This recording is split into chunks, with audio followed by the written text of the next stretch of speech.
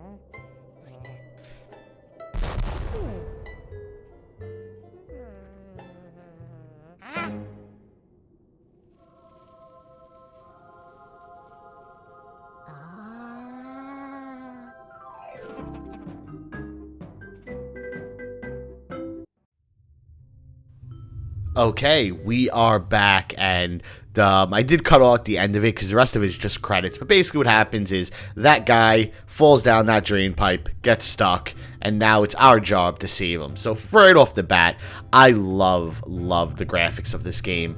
I love the, I guess, the comic book style of it.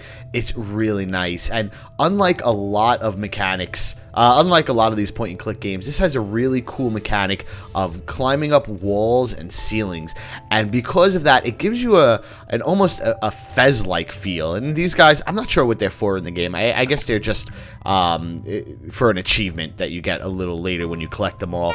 But it has a very much a Fez-like quality to this game. So, you know what? Let's move this out of the way and let our guy free. As you can see, he's gotten a little beaten up.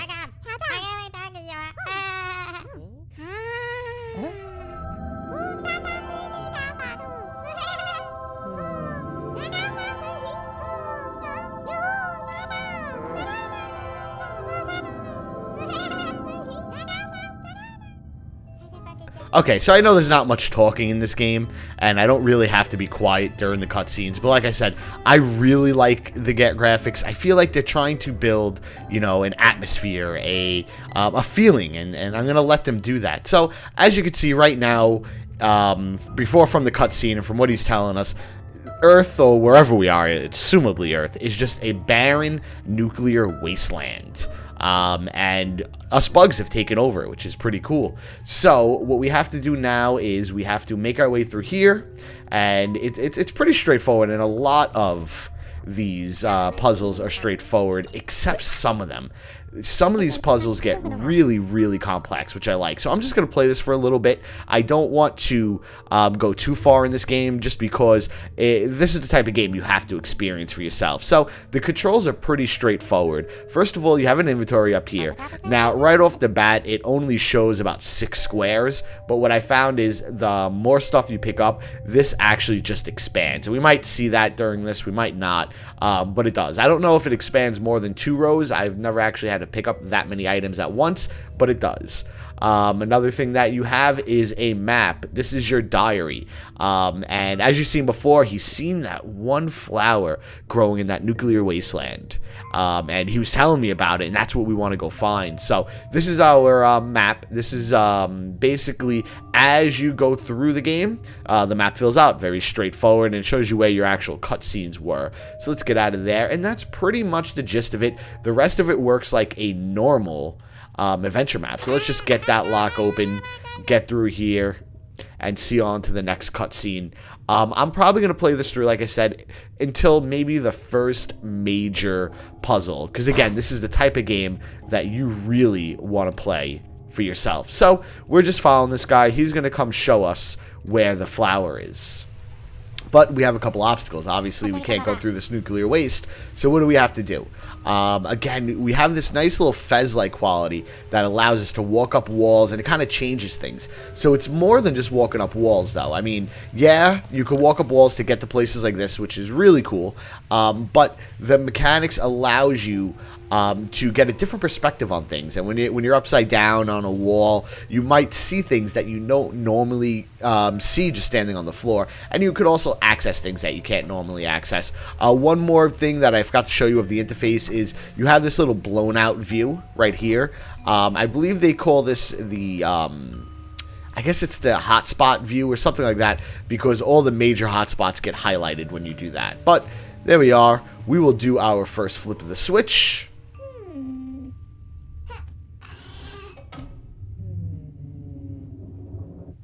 Oh, and we let that guy out, and he kicked that out. So, like I said, the graphics of this, that's what make this game all worth it. Now, there's an elephant in the room. There's this lingering issue that you might not know right now, and you might actually know if you were searching for this. We want to come back up here and use this bone as the switch, the second switch. You might already know this if you're actually watching this video, is the price of this game. Now, so right off the bat, the price of this, I believe, is about $13.99. And, I mean, that's kind of the zone where things start getting pretty expensive for a game. At least for a game like this. But I have to say, again, we're going to get quiet for this.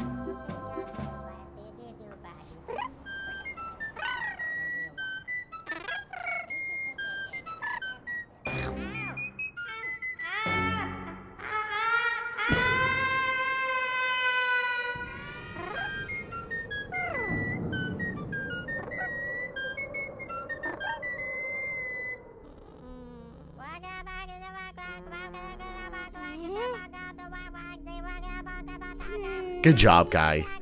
You know, I mean, look at him. He's just getting us into all different problems. Anyways, we have an issue of a price of this game, and it's $13.99. Now, I must say, if you don't like point-and-click adventure games, I mean, that's going to just seem like a ridiculous amount of money, and you're not going to want to spend it. But if you do enjoy point-and-click adventure games, I mean, it's worth every cent of it. And right now, which is really, really cool, let's pick up that tape. That might come in handy. And this broom right here. What's really cool is right now, and I haven't seen this too often for a game that just came out, it's actually on the Humble Bundle. So if you pay $6 for the weekly Humble Bundle, you will actually get this game as well as a bunch of other games. But I think for $6, it is so worth it. So let's get back to where we were. So we picked up a plunger, a stick, and some tape. Now, I thought this was pretty straightforward when I played this game. Obviously, I know how to do it now, so it's going to be a little bit easier. So now I got together this plunger and the stick, but obviously I can't do anything with it because it's just going to fall. And that's another really cool part of this game. They give you hints about what needs to be done. So like you see, it's telling you here that we wanted to put these two things together. But if I try to use it as is, it's just going to fall apart, right? Because you're just holding together a plunger and a stick. So you want to tape that up. And now you have something that you can use to cut them down. But what I was saying was you get these little pop-ups throughout the game. And these pop-ups give you subtle hints on what's going on and what needs to be done. And I'm sorry about that. As always, I'm getting an email. And I shouldn't actually be talking through the cutscenes, because didn't I already say I wasn't going to do that? There he goes again, falling. This guy just can't keep himself out of trouble.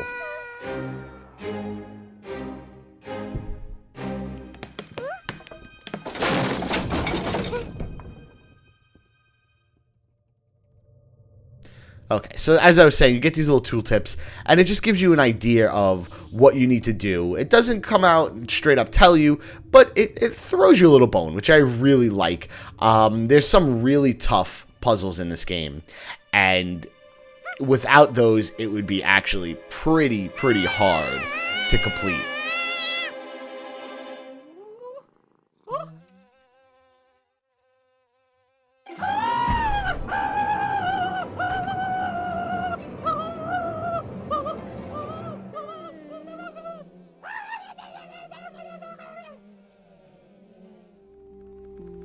So this is the first real puzzle of the game, and this is going to be the last puzzle I do, and this is where the game really starts getting fun. So if you haven't realized it already, this lady came out. All her bug babies, which is weird because she's a spider and these are flies, have gotten loose, and she needs your help putting them back together, putting them away. So you can grab one and put that baby right in there.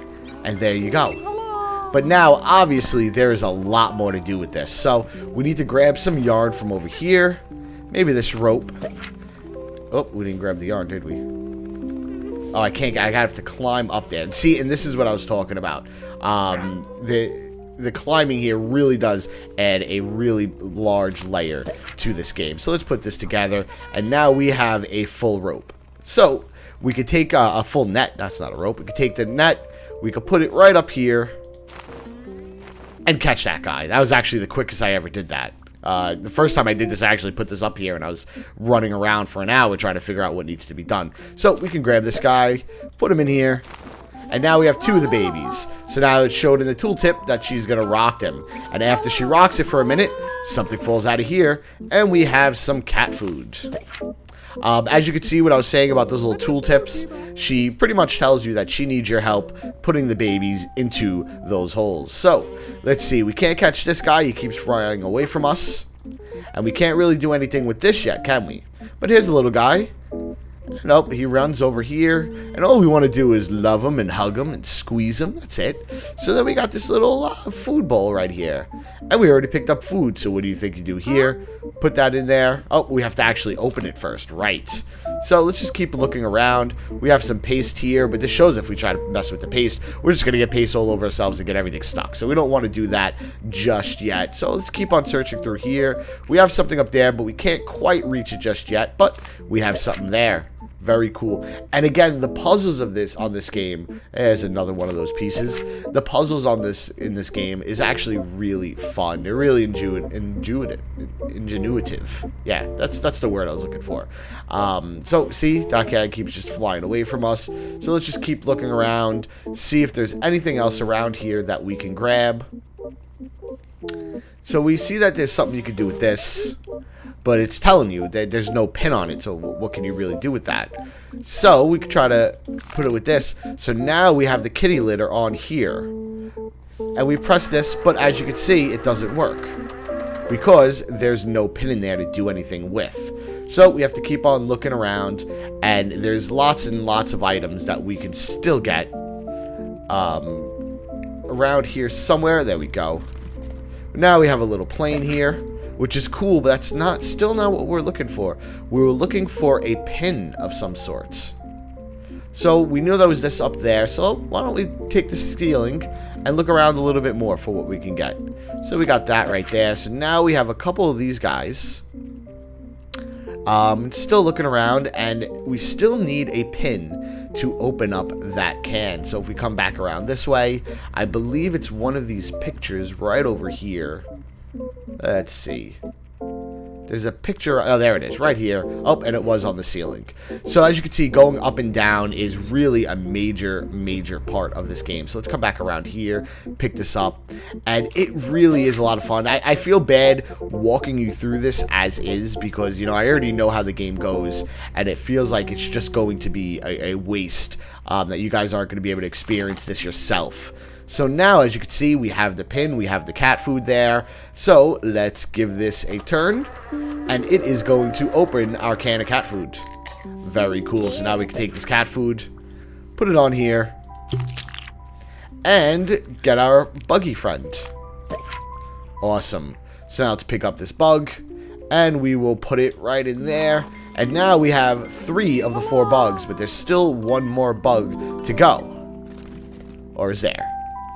Aha, so we have 1 more bug. Let's pick up this little mouse and see where he flew off to. Okay, so he flew onto that fan, so it should be no problem. We could just go up there, get him off the fan.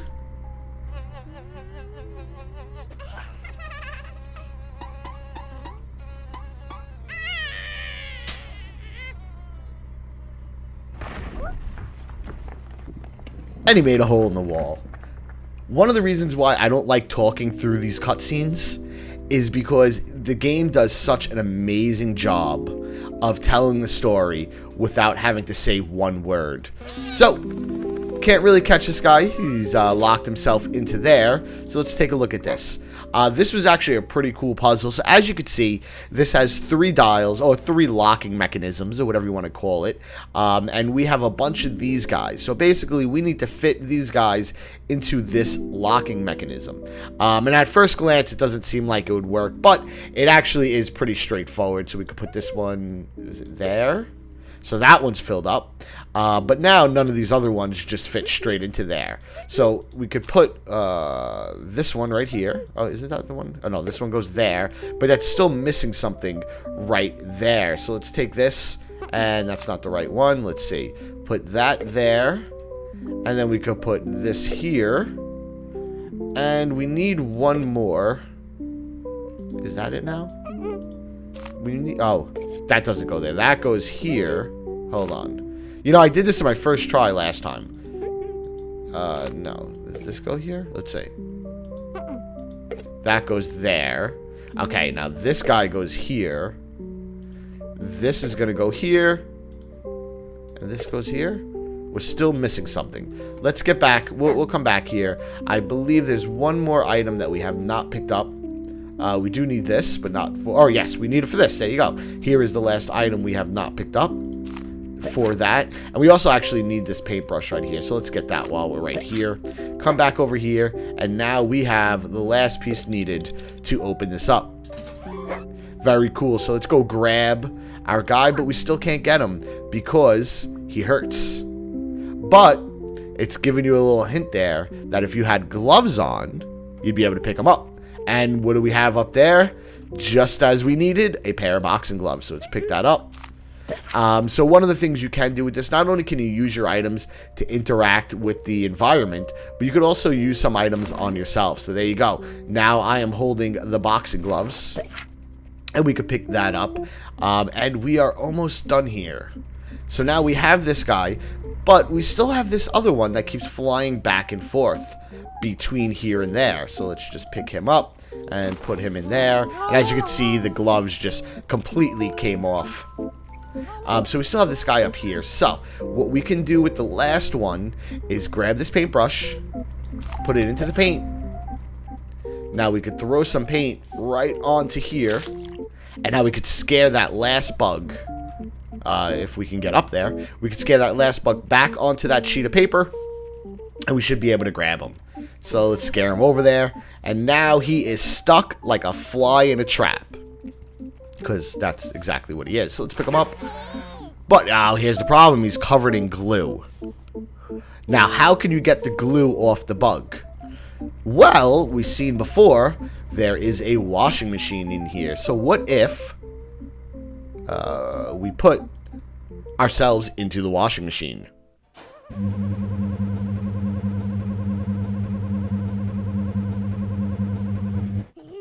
And there you go, nice and clean, ready for Mama Spider.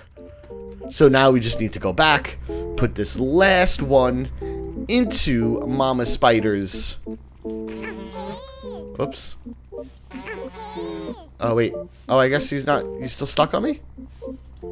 Maybe I didn't... Oh, there is one more thing we need. We put ourselves in the washer, but what does washers need? Soap. So now let's get the soap in there, and now let's go in there.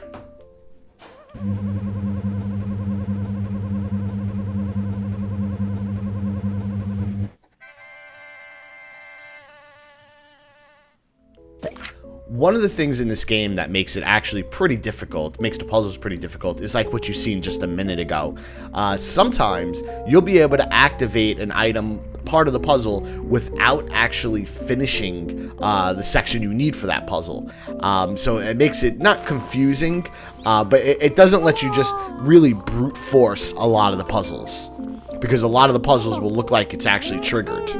So we have all the babies in there, and Mama has gone away. So, that's all I'm going to show you for the Journey of a Roach.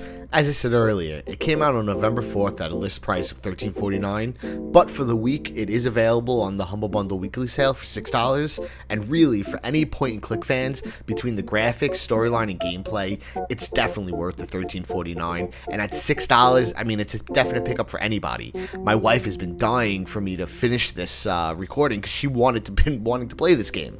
Remember, if you enjoyed this video, let everyone know by throwing it a like, and subscribe to see more videos, including me checking out other games, as well as I do some Let's Plays. Thanks for joining me. I'll see you guys next time.